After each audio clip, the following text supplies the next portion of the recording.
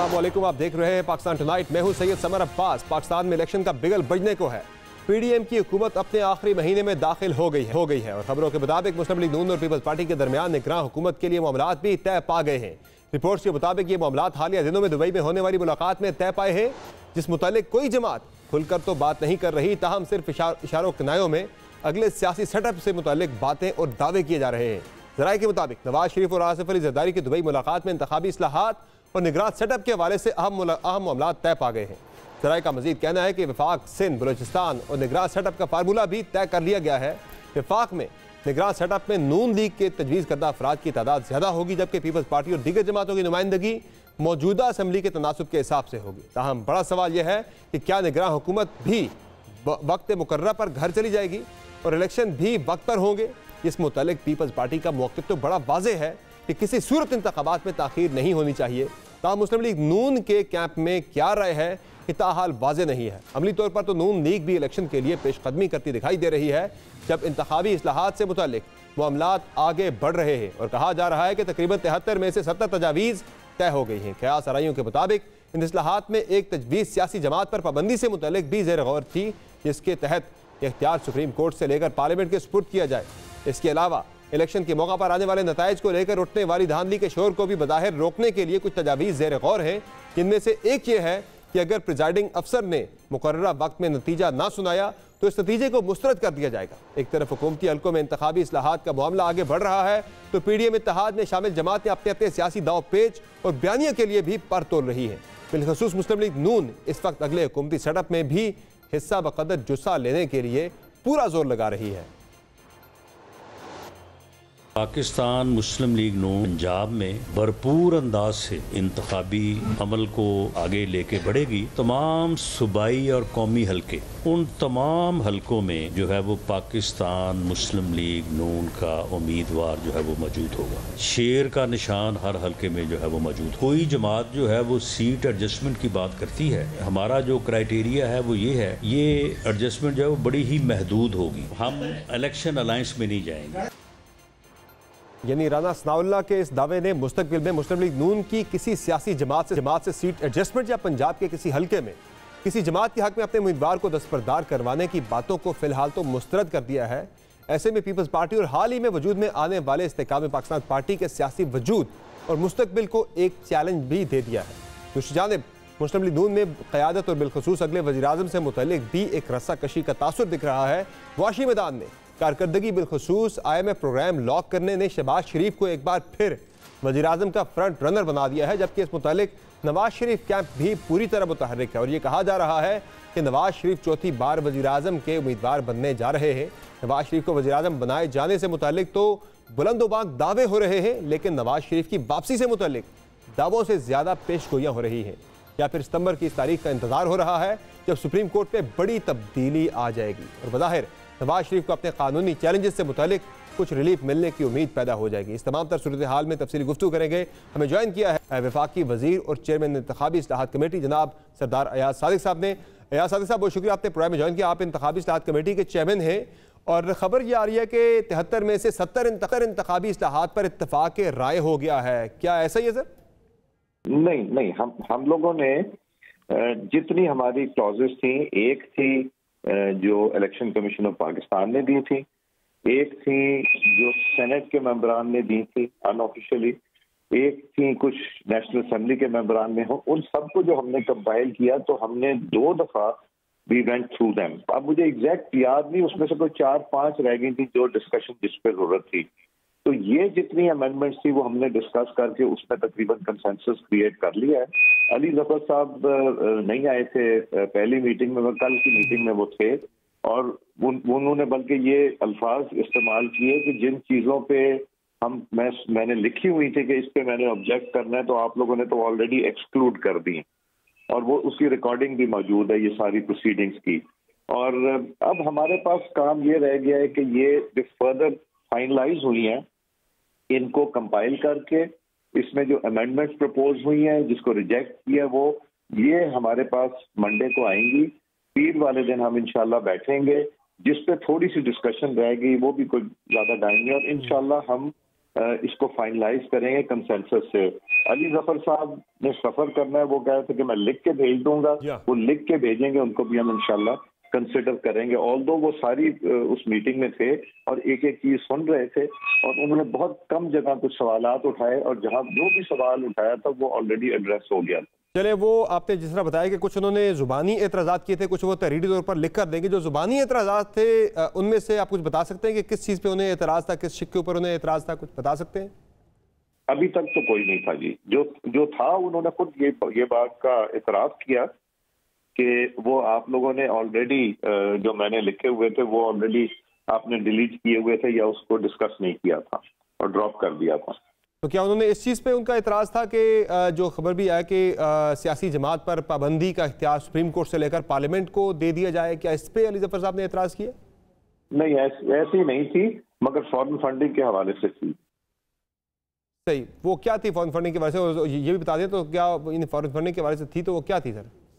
वो क्योंकि उन पार्टियों को बैन करेंगे और उनके जो मेंबरान होंगे, जब वो बैन होगी वो they will be considered to have been disqualified, और उसका कानून एग्जिस्ट करता है, तो हमें जरूरत नहीं थी उसको फर्दर इलेबोरेट करने की।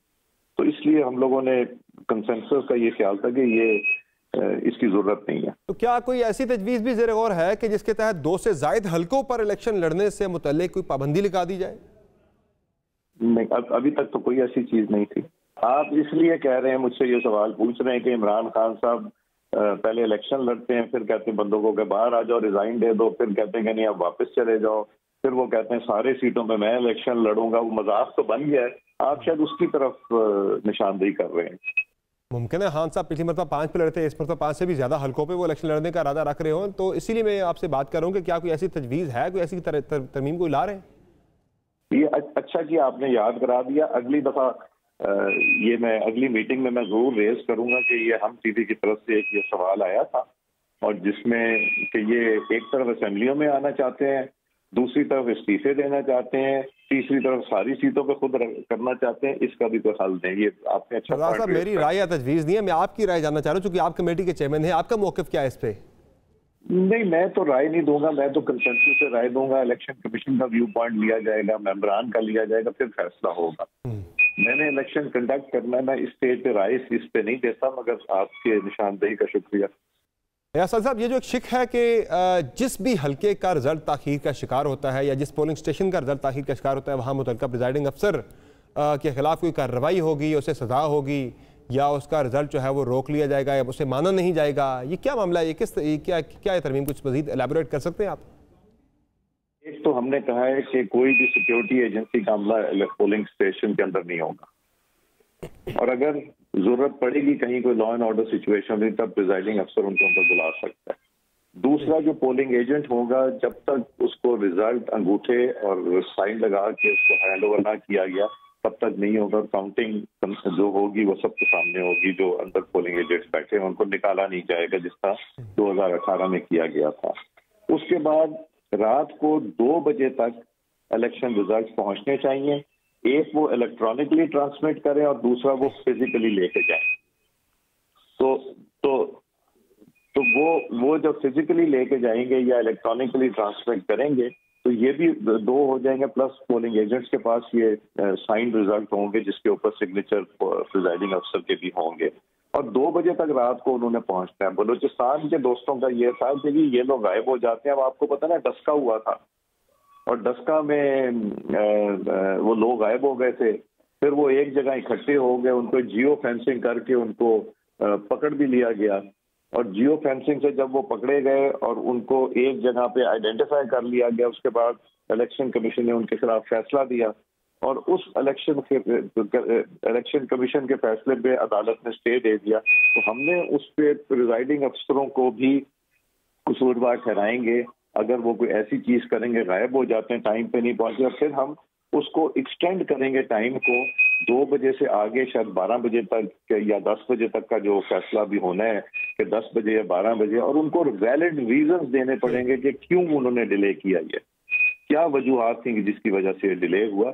ये नहीं हो सकता कि उन्होंने बस देर से आ गया, मैं सो गया था, या ये नहीं, उनको देना पड़ेगा कि यहाँ रास्ता नहीं था, गाड़ी नहीं थी, ट्रांसपोर्ट नहीं थी, ऐसा इलाका था जहाँ से गुजरना मुश्किल था, दरिया के ऊपर से गुजरना था। ये सारा कुछ रीजन उनको देने पड़ेंगे। सरदार साहब, आपने 2017 में भी बड़ी डिटेल्ड, बड़ी मुफस्सल, बड़ी जामे इंतखाबी इस्लाहात हुई थी, लेकिन फिर भी प्री पोल रिगिंग हुई, आरटीएस भी बैठ गया था उसके अंदर, और बहुत सी ऐसी चीज़ें हुई थी। ज़ाहिर है जब धांधली होती है, प्री पोल रिगिंग हो या बाकी चीज़ें हों, बड़ा टेक्निकल मामला होता है, वो आउट ऑफ द बुक जाके चीज़ें की जाती, जो वारदात होती है।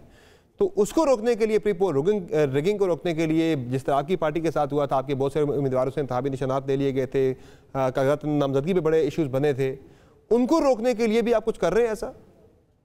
देखें, हम जो इलेक्शन प्रोसेस है उसके ऊपर कंसंट्रेट कर रहे हैं। आरटीएस जो बैठा था, हमने इलेक्शन कमीशन से कहा कि जी वो नादरा के कंट्रोल में था, वहां बैठा, ये आपके कंट्रोल में होना चाहिए। और वो कह रहे हैं कि हमने फुल प्रूफ एक मैकेनिज्म और सिस्टम बनाया, जो कि सिस्टम हम उनसे पूछेंगे भी हमें दिखा दीजिए, ताकि हम उस पर भी सेटिस्फाई हैं। वो नादरा था और नादरा का बंद कर दिया गया था आरटीएस सिस्टम। किसने बंद किया था ये आपको भी पता, हमें भी पता, आपने अपने क्वेश्चन में तो ऑलरेडी ये बात कर दी। उससे पहले हमारे लोगों को जो बुलाया जाता था, टिकट लेके जाते थे, टिकट जमा नहीं कराने दिए जाते थे। हम जिस हद तक रोक सकते हैं रोकेंगे, और हम स्ट्रेंथन करेंगे जो प्रिजाइडिंग ऑफिसर और रिटर्निंग अफसर वगैरह के दफ्तर को, उनको स्ट्रेंथन भी करेंगे, मगर उनको अकाउंटेबल भी ठहराएंगे अगर कोई वो हिस्सेदार होते हैं किसी गलत काम का। सरदार साहब, अहम नुकता अगले इलेक्शन से मुताल्लिक अहम बहस ये भी है कि ये इलेक्शन 2017 की मरदमशुमारी की बेसिस पे होगा या मौजूदा जो मरदमशुमारी हुई है इसकी बेसिस पे होगा। अगर मौजूदा पे आप करते हैं तो फिर तो आपको हल्का बंदियाँ करनी पड़ेंगी, और मेरी इत्तलात के मुताबिक तो 25 जुलाई को मुश्तरका मुफादात कौंसिल का इजलास बुलाकर मौजूदा मरदमशुमारी को नोटिफाई करने की तैयारियाँ भी हो रही हैं, ऐसी प्लानिंग भी हो रही है। तो इस तरह तो सर फिर हल्का बंदियाँ होगी, दिसंबर में इंतखाबात चले जाएंगे, दिसंबर में जाके हल्का बंदियाँ पूरी होंगी। आपको पता है फिर मुल्क के अंदर बर्फबारी भी होती है, फिर तो ये इलेक्शन लगता है फिर मार्च अप्रैल पे ना चले जाए, कहीं फरवरी मार्च या अप्रैल पे। एज ऑफ टुडे 2017 के उसके ऊपर हल्का बंदियां जो हैं उसके ऊपर सेंसस होगा। पिछली गवर्नमेंट ने भी कहा था कि नए पे कराएंगे, इस गवर्नमेंट ने भी कहा था नए पे कराएंगे, मगर पीपल्स पार्टी और एनपीएम के तहफ्फुज़ात जो हैं वो जब तक रिजॉल्व नहीं होंगे तब तक ये नोटिफाई नहीं होगा। एक दफा नोटिफाई हो गया तो हल्के चेंज हो जाएंगे, कोई कॉन्स्टिट्यूशनल अमेंडमेंट की जरूरत नहीं है, मगर नंबर ऑफ सीट्स जो चेंज होनी होंगे, हल्का डीलिमिटेशन का पॉपुलेशन बेस पे चेंज हो सकता है, मगर जो नंबर ऑफ सीट्स हैं उसके लिए कॉन्स्टिट्यूशनल अमेंडमेंट चाहिए होती है। तो वो होगी जब 2/3 होगा, अदरवाइज एग्जिस्टिंग पे होगा, और या अगर सेंसस हो जाता है तो फिर ये नई डीलिमिटेशन पे होगा। मगर आज की पोजीशन तो यही है कि हम 25 तारीख आगे कल किसने देखी है, आज की पोजीशन यही है कि 2017 के बेस के ऊपर ये इलेक्शन होगा। लेकिन सर आईनी तरमीम, जिस तरह आपने बात भी की कि अगर नंबर ऑफ सीट्स तब्दील होती है तो आईनी तरमीम करनी पड़ेगी। नंबर ऑफ सीट्स तो तब्दील हो रही है, फाटा इंजमाम की वजह से नंबर ऑफ सीट्स 342 से कम होकर 336 पे आ गई हैं, तो उसके लिए तो आपको आईनी तरमीम करनी पड़ेगी अगर आप 2017 वाली मरदमशुमारी के तहत करते हैं। नहीं, मैं फिर से रिपीट कर देता हूँ, कोई आपको मिसअंडरस्टैंडिंग हुई है। हम जब अगर सेंसस हो जाता है, नोटिफाई हो जाता है, तो फिर एग्जिस्टिंग सीट्स के बेस के ऊपर डीलिमिटेशन होगी। जो एग्जिस्टिंग सीट, उसके लिए कोई कॉन्स्टिट्यूशनल अमेंडमेंट नहीं चाहिए, मगर नंबर ऑफ सीट्स इंक्रीज और डिक्रीज जो होती हैं उसके लिए कॉन्स्टिट्यूशनल अमेंडमेंट चाहिए होती है। तो इलेक्शन फिर अभी तक तो हम बात मफरूजे पे कर रहे हैं, हमें बात करनी चाहिए कि इस वक्त ग्राउंड रियलिटी क्या है। ग्राउंड रियलिटी ये है कि इलेक्शन जो होगा इस वक्त वो होगा 2017 के सेंसस पे।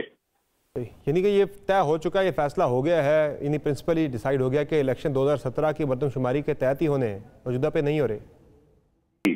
अभी तक तो यही है। सही सर, ये भी बता दें कि निगरान वज़ीर-ए-आज़म से मुतालिक सुना है कि पीपल्स पार्टी और नून लीग के दरमियान कोई इत्तफाक राय हो गया दुबई के अंदर, क्या खबर है सर, क्या मामला चल रहा है? नहीं, मुझे नहीं इसका पता, मैं उस मीटिंग में नहीं था या मुझे इसकी इत्तला नहीं है। सर बयानात तो काफ़ी आ रहे हैं, आप मुलाकात में नहीं थे तो खुर्शीद शाह साहब भी नहीं थे, लेकिन वो तो बता रहे हैं, उनका दावा है कि जो है फैसला हो गया, वहाँ पे तय पा गए मामला। अच्छा, नहीं मुझे नहीं पता, मैं जिस मीटिंग में ना हूँ तो मैं उसके ऊपर कमेंट ना करूँ तो बेहतर है।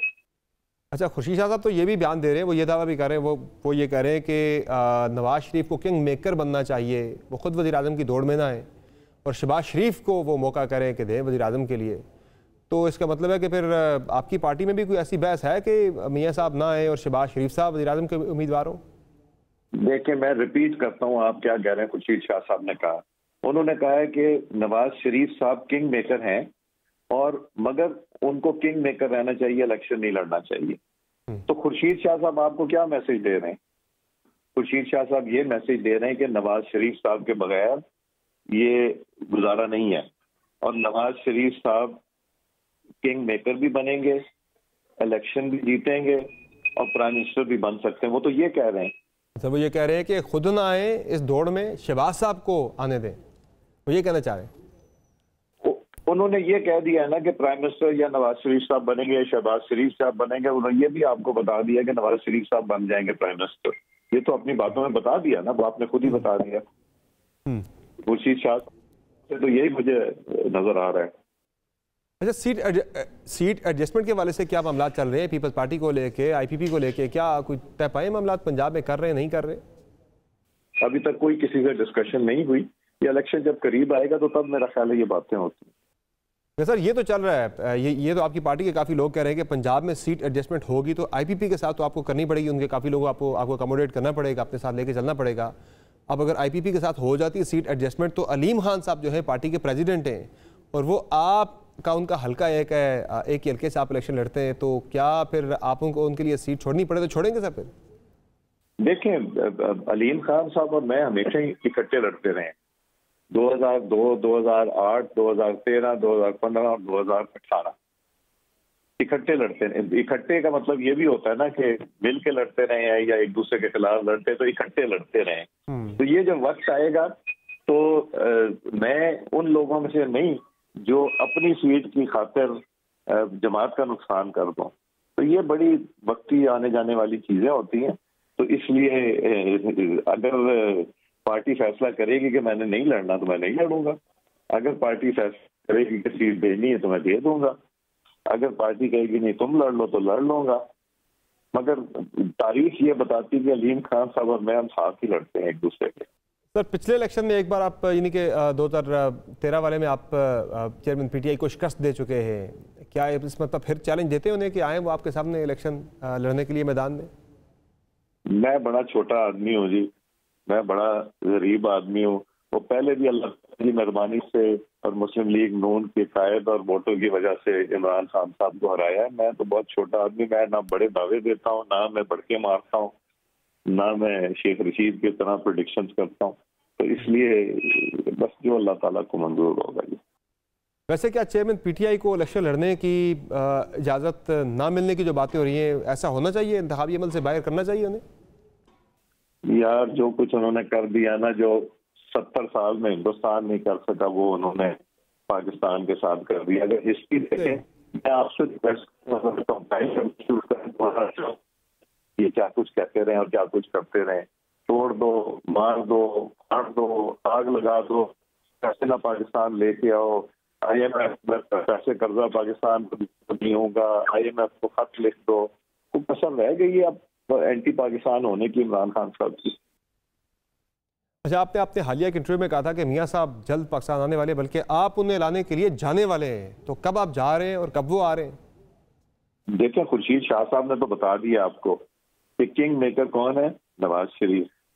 प्राइम मिनिस्टर कौन बन सकते हैं, नवाज शरीफ। मतलब वो कह रहे हैं कि शहबाज शरीफ साहब को बनने दें। एक चीज तो खुर्शीद शाह साहब ने कह दिया कि मुस्लिम लीग नून की हुकूमत आ रही है, कह दिया ना, ये आप मानते हैं ना कि जी शहबाज शरीफ साहब को बनने दें। अब ये जब किंग मेकर खुद आएंगे और वो खुद होंगे तो ये तो फैसला हम आपस में घर में ही कर लेंगे। वैसे क्या 14 अगस्त को आ रहे हैं? 14 अगस्त का बड़ा सुनने में या 16 सितंबर की बात भी चल रही है? मुझे नहीं अभी तक डेट का पता है। वैसे आप खुर्शीद शाह साहब के बयान को बड़ा उस पर आप स्ट्रेस कर रहे हैं, बड़ा जोर दे रहे हैं। उन्होंने ये भी कहा था कि मेरे वज़ीर-ए-आज़म बिलावल भुट्टो ज़रदारी हैं और मुराद अली शाह के बयान को आप बिल्कुल अहमियत नहीं दे रहे, जो कह चुके हैं कि अगले वज़ीर-ए-आज़म बिलावल भुट्टो ज़रदारी होंगे। देखें, अब ये लोग आपस में फैसला करते हैं। हमें तो पता है कि कौन वज़ीर-ए-आज़म आ रहे हैं। हमें तो मुस्लिम लीग नून नवाज शरीफ होंगे या शहबाज शरीफ साहब होंगे, हमें तो ये पता है। मगर वो पहले दोनों आपस में पीपल्स पार्टी के हमारे दोस्त हैं, मेरे तो भाइयों की तरह दोनों। तो वो हर एक की ख्वाहिश होती है कि उनके पार्टी का जो सीनियर है आए। उनकी ख्वाहिश है नवाज बिलावल साहब की, हमारी नवाज शरीफ साहब और शहबाज शरीफ साहब की है। तो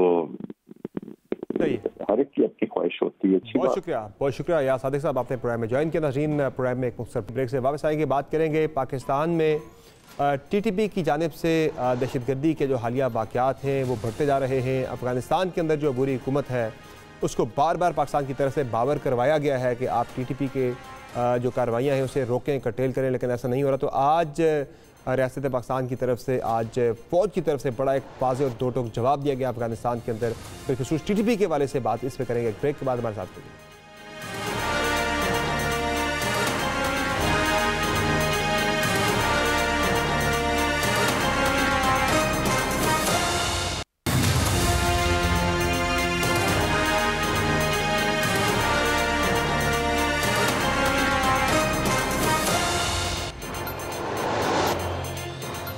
वेलकम बैक। पाकिस्तान में हालिया दिनों में होने वाली दहशतगर्दी के वाक़यात में अफगानिस्तान से होने वाली सहूलतकारी से रियासत पाकिस्तान का सब्र जवाब दे गया है, जिसके बाद आज पाकिस्तान आर्मी चीफ की जानिब से वाज़ेह और दो टोक पैगाम दिया गया है, जिसमें अफगान अबूरी हुकूमत को बज़ाहिर खबरदार करते हुए दहशतगर्दी में मुलव्वस अफराद और ग्रुप्स के खिलाफ फौरी इक़दामात पर जोर दिया गया है।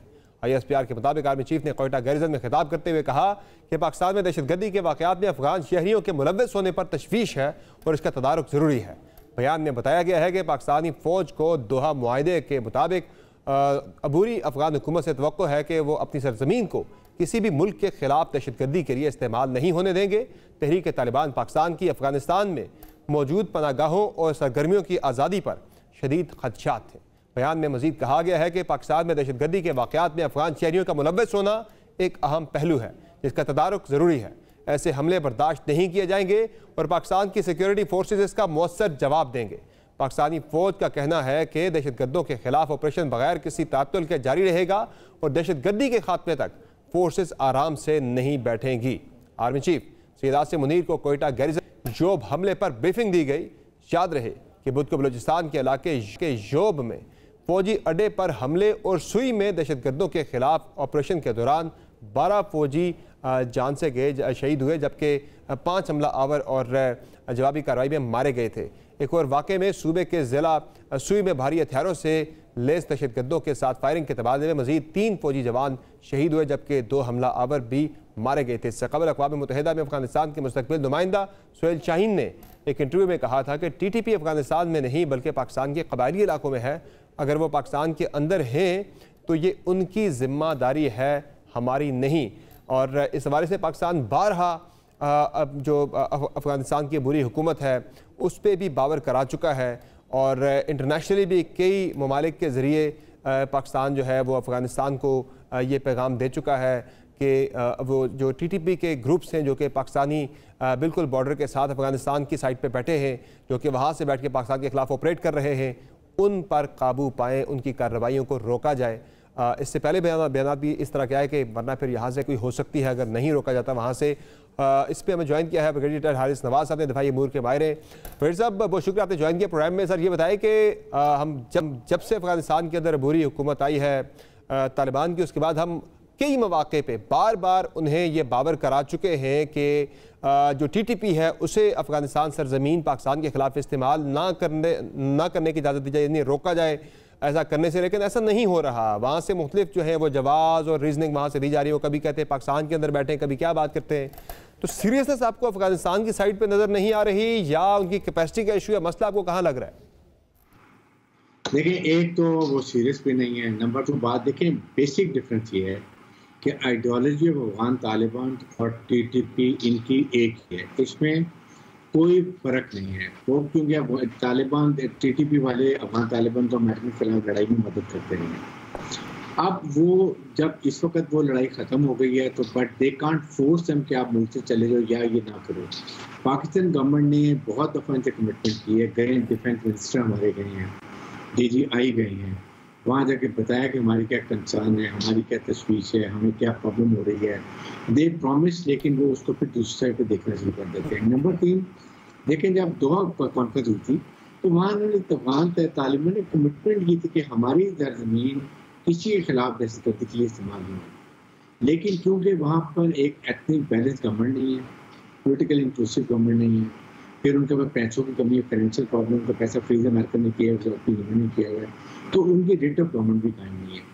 बट ये आर देयर केपेबल, अगर ये उनको वार्निंग दें कि आप रुक जाएं, don't do against and Pakistan, they will not there. बल्कि वो अगर ये कहें कि आप छोड़ के चले जाएं तो वो छोड़ के जाना पड़ेगा। लेकिन ये जाहिर है कि जब आइडियोलॉजी एक होती है तो सोच एक होती है तो फिर यही प्रॉब्लम होती है। इसमें इस वक्त आज चीफ ऑफ साहब ने बड़ी सही तशवीर जाहिर की है। आई एम वेरी हैप्पी कि उन्होंने दो के फाज में इनको अफगानिस्तान को ये वार्न भी किया कि आप अपना एटीट्यूड चेंज करें। We want just one thing कि आप अपनी सरजमीन किसके खिलाफ, हमारे खिलाफ इस्तेमाल नहीं होगा। दवा भी वहाँ मौजूद है, उसके बाद दाइश वहाँ पर है, TTP वहाँ पर है, सारा पैसा फंडिंग इनको किया जाता है। वो पाकिस्तान PLF को भी सपोर्ट करते हैं इंडियंस, जिसकी वजह से पाकिस्तान को ये प्रॉब्लम हो रही है।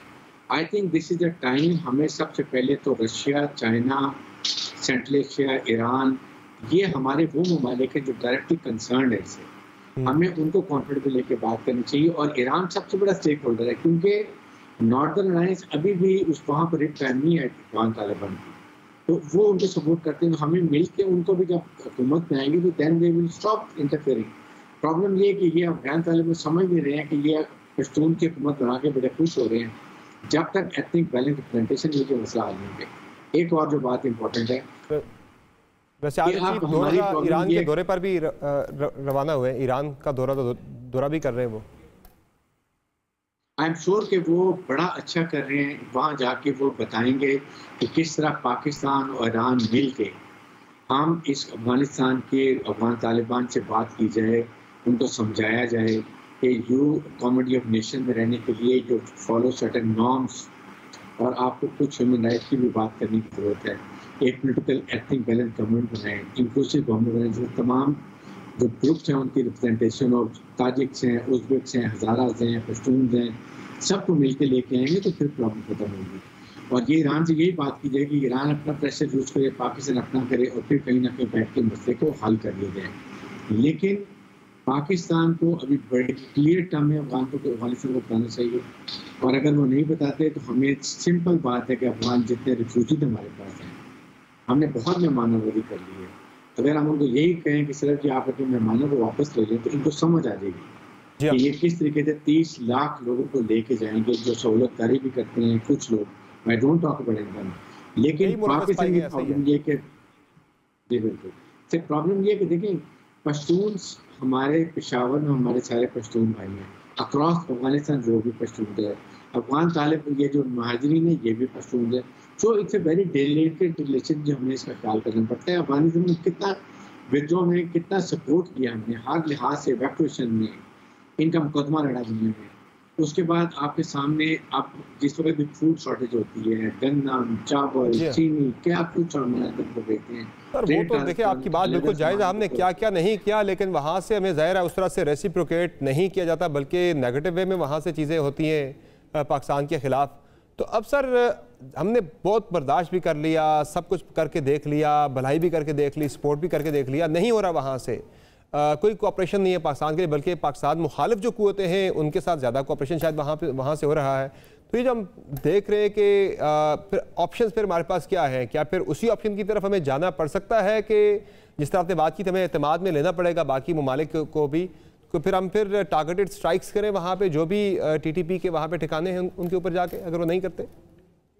देखिए 2-3 स्ट्रॉन्ग स्ट्रेटजी। नंबर 1, हमें अमेरिकन को यूरोपियन कहना है ये आपने गन डाला, आप वहाँ में झगड़ा फसाद करे किया, आज छोड़ के गए, और जाते हुए पूरा वेपन एमुनिशन जितना था सारा अनअटेंडेड जान के छोड़ के चले गए कि ये दहशतगर्दों के हाथ लग गया, और एग्जैक्टली यही हुआ। और उनके पास लेटेस्ट वेपन के अलावा पूरी नाइट विंड डिवाइसेज हैं जो हमें प्रॉब्लम हो रही हैं। इवन देन हमारी मुसल्लह फौज दिन रात आप सब शहीद भी हो रहे हैं, बट दे डोंट कॉम्प्रोमाइज। और रिट ऑफ गवर्नमेंट को चैलेंज कोई नहीं कर सकते, इंशाल्लाह हम इनको कंट्रोल कर लेंगे। लेकिन साथ ही साथ हमें कहना चाहिए अफगानिस्तान को कि अगर आपकी रेट कायम नहीं है, आप अपनी कमिटमेंट पूरी नहीं कर सकते हैं, एंड यू वांट कि इनको खत्म किया जाए, तो we are there to go for surgical strike in your selective area which we already know. कहाँ पर ये ट्रेनिंग करते हैं, कहाँ पर इनके command and structure, command and control system है वो भी हमें पता है, कौन कौन इनको फंडिंग करे हमें वो भी पता है, कैसे इंडियन रॉ इनको सपोर्ट करी वो भी मालूम है। Then we will have to go for surgical strike. जब हम इनके कमांड कंट्रोल तबाह कर देंगे, इनका स्ट्रक्चर तबाह कर देंगे, इनकी ट्रेनिंग नहीं होगी, इनका मोरल डाउन होगा, इनका जो एक हरासमेंट होगी, तो then automatically they will go weak. और साथ ही साथ हमें यूनाइटेड नेशन में पुश करना चाहिए कि जी अपने अफगान ये जो हमारे पास अब महाजरीन है ना, मेहरबानी करके आप 30 लाख या 40 लाख हैं, इनको वापस लें, क्योंकि इन्हीं में सहूलतकार हैं, इन्हीं में ये छुप जाते हैं। But the only thing is हमें KPK की गवर्नमेंट को अपने पश्तून भाइयों को कॉन्फिडेंस में लेने की जरूरत है, क्योंकि ये 46% अफगानिस्तान में है और 46% के साथ अगर आप पूरे अफगानिस्तान को कंट्रोल कभी भी नहीं कर सकते जब तक आप बैलेंस रिप्रेजेंटेशन नहीं कर। सही है, बहुत शुक्रिया ब्रिगेडियर साहब, आपने प्रोग्राम में ज्वाइन किया। नाज़रीन, आपने तफसीली गुफ्तगू मुलाहिज़ा हमारे दफ़ाई अमूर ब्रिगेडियर रिटायर्ड हारिस नवाज साहब की, जिनका कहना है कि पाकिस्तान ने हर तरह का ताउन करके देख लिया अफगानिस्तान के साथ, दरख्वास्त करके, रिक्वेस्ट करके, कई दोस्त ममालिक के जरिए दुआ मुआहिदा मौजूद है, हर तरह से उनको बावर कराया कि पाकिस्तान के मफादात को जो नुकसान पहुँचाया जा रहा है अफगानिस्तान के अंदर से, पर्टिकुलरली TTP की सूरत में, उस पर अगर नहीं कोऑपरेशन होता अफगानिस्तान से तो फिर पाकिस्तान को खुद ही एग्रेसिव मेजर्स लेनी होंगी। प्रोग्राम में एक ब्रेक लेंगे, ब्रेक से वापस आएंगे, बात करेंगे IMF का मुआहिदा पाकिस्तानी अवाम के लिए तो एक दो धारी तलवार बन चुका है, हुकूमत के लिए शायद विन विन है, लेकिन पाकिस्तानी अवाम के लिए दो धारी तलवार इस तरह से अगर मुआहिदे पर अमल दरामद ना होता, मुआहिदा अगर आगे ना बढ़ता तो फिर भी पाकिस्तानी अवाम के लिए मुआशी मुश्किलात थी, मुल्क के साथ साथ अवाम के लिए भी। कि मुआहिदे पर अमल दरामद होने के बाद जिस तरह की मुआशी मुश्किलात पाकिस्तानी अवाम की बढ़ने जा रही हैं, जिस तरह से मुआहिदे के मुताबिक पाकिस्तान के अंदर सख्त शराइत के पे अमल दरामद शुरू हो चुका है। आज बिजली की कीमतों में 5 रुपये फ़ी यूनिट इजाफे का फैसला हो चुका है।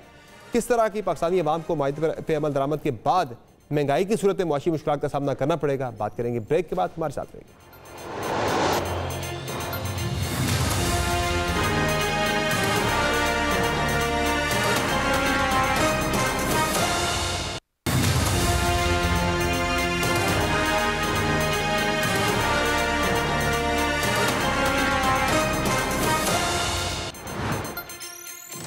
Welcome back.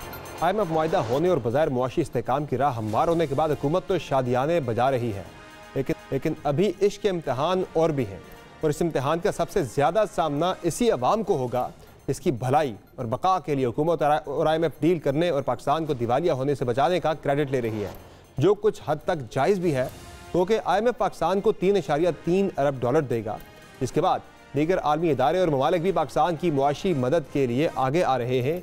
ताहम इस इमदाद या कर्ज को लेना जितना मुश्किल है, उसको उतारना शायद उससे भी ज़्यादा मुहाल होगा, बिलखुसूस जब पाकिस्तान के ख़जानों में इस मुकाबले में कई गुना कम रकम मौजूद है जितनी सिर्फ पाकिस्तान ने कर्जे की अदायगियों में अदा करनी है।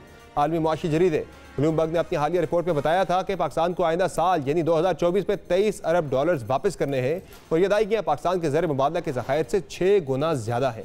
पाकिस्तान के लिए एक और बड़ा चैलेंज इस स्टैंड बाई अरेंजमेंट को इस हाल से बचाना है जो गुज़श्ता IMF प्लान के साथ हुआ, और पाकिस्तान के लिए मुआशी अबतरी के संगीन खतरात भी पैदा हुए। इसी मुतालिक आज ही IMF ने वाज़े और दो टोक पैगाम भी दिया है कि वाशिंगटन में IMF की तर्जुमान कोली कोज़क ने प्रेस कॉन्फ्रेंस करते हुए पाकिस्तान के लिए आने वाले महीनों में मुस्तहकम पॉलिसी पर अमल दरामद को नागुज़ीर करार दिया है। IMF तर्जुमान का मज़ीद कहना था कि पाकिस्तान के लिए नया प्रोग्राम मईशत को मुस्तहकम करने के लिए हुकूमत की पूरी कोशिशों को सहारा देगा, लेकिन IMF प्रोग्राम की कामयाबी के लिए ये इंतहाई ज़रूरी है कि पाकिस्तान मुस्तहकम पॉलिसी पर अमल दरामद करे। इससे कबल IMF MD ने एक बयान में कहा था कि पाकिस्तान को इस प्रोग्राम पर अब पूरी लगन से अमल करना होगा। माजी में कर्ज प्रोग्राम की पॉलिसियों पर अमल दरामद न होने से महंगाई में इजाफा हुआ। गो के IMF प्रोग्राम पर अमल ना होने से तो महंगाई बढ़ी ही है, लेकिन अब इस प्लान पर अमल दरामद करने से भी महंगाई में इजाफा यकीनी ही है, क्योंकि IMF की शराइत ही इस महंगाई में इजाफे का बायस बनेगी, जिसमें से एक बिजली और गैस की कीमतों में इजाफा है जिसका आगाज़ हो गया है।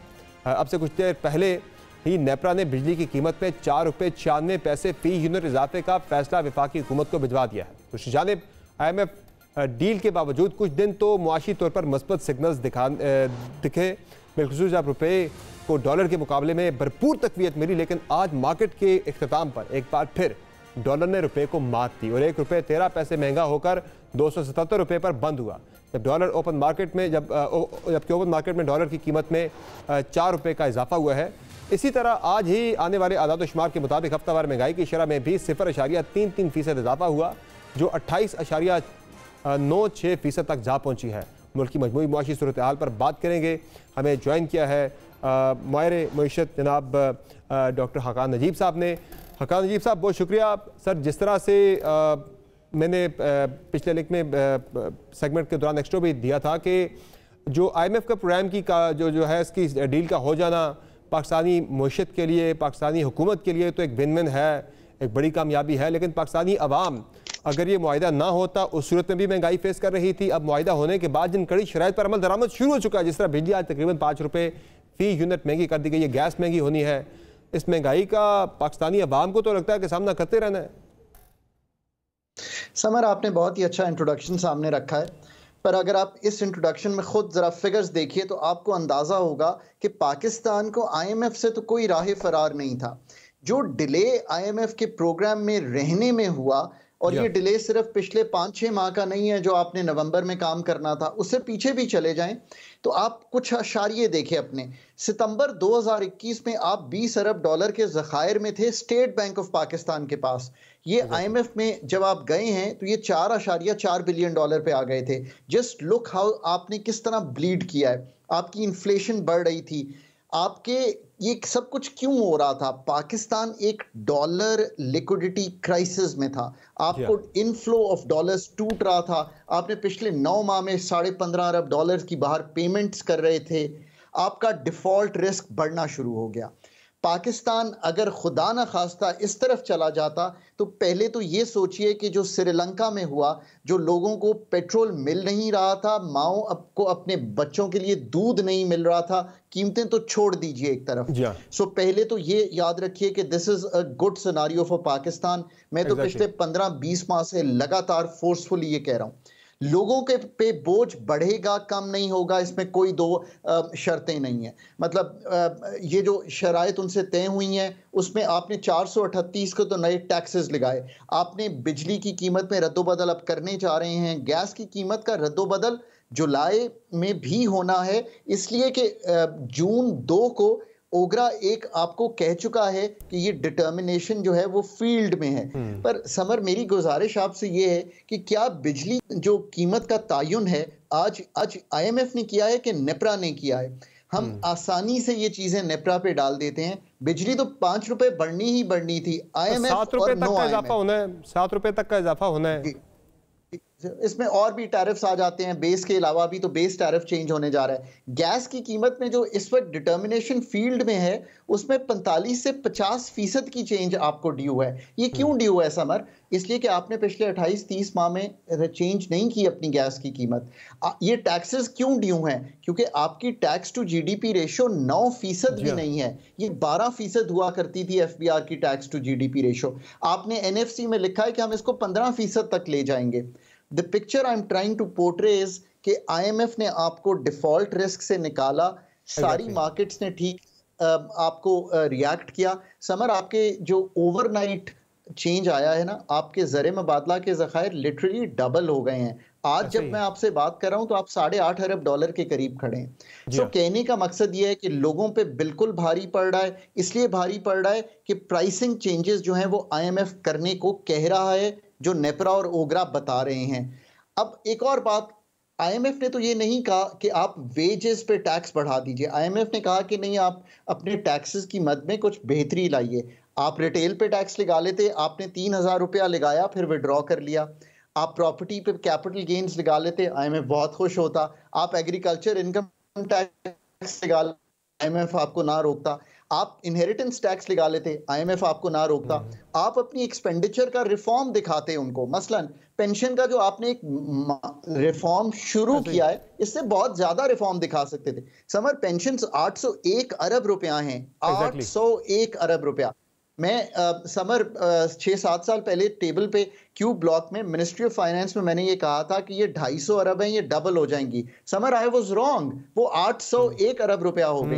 अब आप ये देखिए कि सब्सिडीज, बिल्कुल सब्सिडीज जो का हुजम है, IMF आपको ये कह रहा है दीजिए। आपको पता है कि जो आपने इनकम सपोर्ट में 450 से 467 अरब किया है, IMF was pushing that for you, but वो आपको ये भी कह रहा है ना कि आप फर्टिलाइजर की जनरल सब्सिडी विड्रॉ कीजिए, आप जो इस वक्त इलेक्ट्रिसिटी पे जनरल सब्सिडी है उसको विड्रॉ कीजिए। इसमें क्या हर्ज है ये बात कहने में? समझ में ये बात क्यों कहता हूं? महंगी बिजली पैदा करके सस्ती देना, IMF भी जो डॉक्टर साहब जो आप बात समझाना चाह रहे हैं वो यही है कि IMF को कोई अब पाकिस्तानी अवाम से दुश्मनी नहीं है कि वो कहता है कि ये कड़े फैसले करें, उसको वो तो इस्लाहात की बात कर रहा है कि ये इस्लाहात पाकिस्तान को करनी है, नागुज़ीर हैं, वो नहीं कर रही, वो कह रहा है कि ये करें। दुरुस्त कह रहे हैं आप। अब मैं क्यों कहता हूं कि आप टारगेटेड सब्सिडी दें, मैं आपको बताता हूं कि मैं ये क्यों कहता हूं। मैं जब 4 रुपए की बिजली देता हूं उसको जिसकी इनकम कम है, तो वो ये समझता है कि स्टेट ने तो कुछ किया ही नहीं, 4 रुपए की बिजली थी, मुझे 4 रुपए की मिल गई। आज बिजली 30 रुपए की है जो हम उनको 4 रुपए में दे रहे हैं। स्टेट इतनी बड़ी सब्सिडी 26 रुपए की डाल रही है। मैं ये कह रहा हूं कि आप उनके घर पैसे पहुंचाइए, उनको कहिए कि ये बिजली की कीमत है इस वक्त मुल्क में, आप चाहें बिजली पे खर्च करें, बच्चे की तालीम पे खर्च करें, बच्चे की सेहत पे खर्च करें, स्टंटिंग कम करें। Let people make that call. So IMF भी यही कह रहा है, पर समर अभी आप IMF से इनहराफ नहीं कर सकते। आपने बहुत अच्छा फिगर रखा, ये 23 अरब डॉलर का फिगर मैंने ही दिया था कि पाकिस्तान को 23 अरब डॉलर इकट्ठे करने हैं। डू यू थिंक कि हम में सकत है ये करने की बगैर IMF के? इसका आंसर है एब्सोल्युटली नॉट। एक और चीज़ भी डॉक्टर साहब बड़ी इंपॉर्टेंट है, आजकल एक बहस पाकिस्तान के अंदर बहुत ज़्यादा चल रही है। ज़ाहिर वो है तो सियासी मामला है, लेकिन ज़ाहिर इसका ताल्लुक बड़ा गहरा है हमारी इकॉनमी के साथ भी। एक बहस है जी कि इंतखाबात शायद अक्टूबर नवंबर में ना हो सकें और ये इंतखाबात जाके फरवरी मार्च अप्रैल में हों, ड्यू टू अभी आप सेंसस अगर उसे अप्रूव कर देते, नोटिफाई कर देते, फिर आपको हल्का बंदियाँ करनी पड़ेंगी, फिर वो मामला डिले होते होते करते शायद चला जाए फरवरी मार्च तक या अप्रैल तक। तो IMF का जो स्टैंड बाय अरेंजमेंट है वो तो यही है कि 1 अरब आपने करना देना है। अभी जो मौजूदा हुकूमत है इसको 1 अरब आप देंगे, केयर टेकर सेटअप को $1 बिलियन आप देंगे। आगे जो हुकूमत आके टेक ओवर करेगी, पाकिस्तान के मामला संभालेगी अक्टूबर या नवंबर में इंतखाबात के बाद। तो अगर ये इंतखाबात डिले होते हैं तो फिर तो ज़ाहिर जो IMF ने जो आपको शेड्यूल दे रखा है वो सारा जो है डिसरप्ट हो जाएगा। तो उनकी भी ज़रा अगर प्रोलॉन्ग होता है केयर टेकर सेटअप तो ये प्रोग्राम आपको चलता नज़र आ रहा है। फिर देखिए इस वक्त जो सारा डिज़ाइन है, सऊदी अरेबिया के पैसे आए, UAE के पैसे आए, IMF के आए, 6 अरब डॉलर हमें चाहिए दिसंबर तक राइड आउट करने के लिए, डिफॉल्ट को अवर्ट करने के लिए। डिज़ाइन तो इसके अराउंड ही हुआ है। अब ये आज हम आपके प्रोग्राम की वसातत से ही कहते हैं कि ये नवंबर में क्यों रिव्यू कहा जा रहा है। लोग समझते हैं कि शायद वो केयर टेकर्स से कुछ कराना चाहते हैं। समर ये इसलिए कहा जा रहा है क्योंकि मैंने पाकिस्तान की ये दोनों प्रोग्राम किए हैं, इसलिए कहा जा रहा है कि सितंबर के जो टारगेट्स हैं, जुलाई अगस्त सितंबर पे बेस्ड है रिव्यू, वो हमारे पास डेटा ही अक्टूबर में आता है। बिल्कुल, तो जब डेटा ही अक्टूबर में आता है तो वो नवंबर में ही आएंगे। इसी तरह दिसंबर का डेटा जान में आएगा तो वो जान फरवरी में करेंगे। अब अगर केयर टेकर सेटअप होगा तो उनके साथ डिस्कस करके। इंपॉर्टेंट पार्ट इज कि समर आपने 21 दफ़ा IMF का इम्तहान जो है वो इनकम्प्लीट छोड़ा है। मैं ये नहीं कहूँगा कि फेल किया है, बट आपने इनकम्प्लीट छोड़ा है। 22वां प्रोग्राम जो आपने लास्ट किया है ये इनकम्प्लीट आ रहा है। Summer that's not a good story, right? I mean एक प्रोग्राम 13-16 का कंप्लीट किया, बाकी सब इनकम्प्लीट छोड़ दिए। अब आने वाले के लिए ज़्यादा सख्त शराइत उसके साथ अटैच हो जाती हैं अगर हम इसे कंप्लीट नहीं करते। बड़ी अहम बात आपने की। डॉक्टर साहब फाइनली मुझे ये बताइएगा कि डॉलर की क्या कहानी है? हमें 2-3 दिन से तो बड़े खुश थे, बड़े होपफुल थे कि डॉलर मज़ीद नीचे आएगा, जिस तरह से पाकिस्तान में हालात बेहतर हुए थे, लेकिन फिर आज डॉलर बढ़ा है रुपए के मुकाबले में। समझ चुके, मैंने पिछले प्रोग्राम में बहुत ये कहा था कि IMF से इनहराफ नहीं है। सिर्फ एक बात कर दूं, IMF के अगले प्रोग्राम से भी इनहराफ कोई नहीं है। आपको एक और प्रोग्राम अब लेना पड़ेगा लॉन्गर टर्म का। डॉलर पे quick comment, because we all love you know the rupee dollar parity. तो ऑन अ लाइटर नोट देखें, इस वक्त आपको 1.5-2 अरब डॉलर जो है ना वो आपको पे करने हैं, जो आपने LCs रोकी हुई हैं, जो आपने ये जो रॉयल्टीज रोकी हुई हैं, जो आपने डिविडेंड बाहर नहीं जाने दे रहे। सो आपको थोड़ी सी ईजिंग ऑफ वहां करनी है। फिर IMF ने कहा कि आप इंपोर्ट को थोड़ा आसान कीजिए, स्पेशली जो आपकी एसेंशियल इंपोर्ट्स हैं। ये भी एक अच्छी बात है। कॉटन आएगी तो यहां से धागा बनेगा तो कपड़ा बाहर जाएगा, अगर पार्ट्स आएंगे तो मशीनरीज जो हैं वो चलेंगी। सो उसकी वजह से आपका जो डॉलर पे जो डिमांड है वो इतनी कम नहीं होने वाली।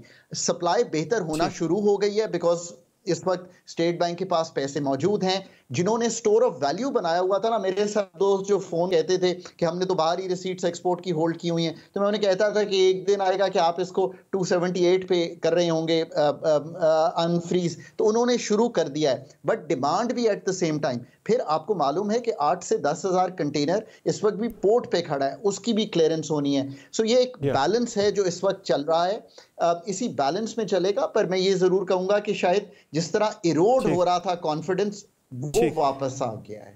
बहुत शुक्रिया हकान नजीब साहब, आपने प्रोग्राम में ज्वाइन किया, जिनका कहना है कि IMF प्रोग्राम जो है दोबारा से बहाल होने से पाकिस्तानी मईशत के ऊपर एक एतमाद की जो बहाली है वो फ़िज़ा कायम ज़रूर हुई है, जिससे डॉलर की जो प्राइस है वो रुपये के मुकाबले में गिरना शुरू हुई थी। अब उनका ये कहना है कि प्रोग्राम हमें हर सूरत में मुकम्मल करना होगा और एक और लॉन्ग टर्म प्रोग्राम भी पाकिस्तान के लिए लेना नागुज़ीर है। आज की शो में इजाज़त दीजिए, खुदा हाफ़िज़।